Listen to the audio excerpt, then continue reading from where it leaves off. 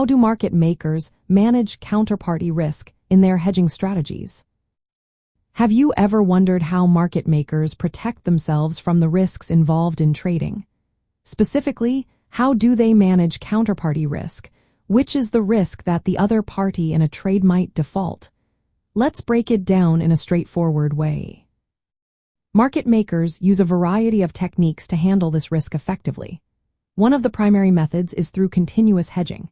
This means they take offsetting positions in related securities or derivatives. For instance, if a market maker holds a large position in a stock that is known for its price fluctuations, they might buy put options on that stock.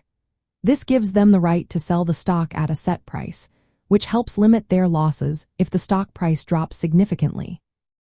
Think of it as buying insurance against potential losses. Another important strategy is managing inventory levels. Market makers actively balance their buying and selling to keep their holdings close to a neutral position. This is vital because holding too much of one asset can expose them to significant price swings, which could lead to losses. By keeping their inventory balanced, they reduce the risk of making large directional bets that could backfire. Market makers also adjust their bid-ask spreads based on market conditions. During times of high volatility, they may widen these spreads to account for increased risk. This means they are charging more for trades during uncertain times, which helps them manage counterparty risk. By doing this, they ensure they are compensated for the risk of trading with potentially better informed counterparties. Internal risk offsetting is another technique used, especially in markets like foreign exchange. Market makers often match client trades against each other before hedging externally. This internalization helps reduce exposure and transaction costs. If client flows become one-sided or if volatility spikes, they can then hedge externally to manage any remaining risk. Delta hedging is a dynamic approach that market makers frequently employ.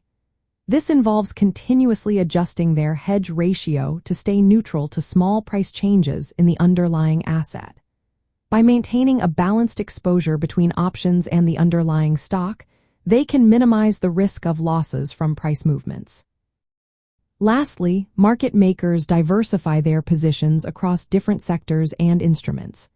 This helps spread risk and reduces the impact of adverse movements in any single asset class.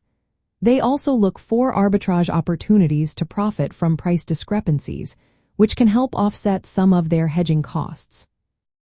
In summary, market makers manage counterparty risk through a combination of continuous hedging, active inventory management, dynamic bid-ask spreads, internal risk offsetting, delta hedging, and diversification.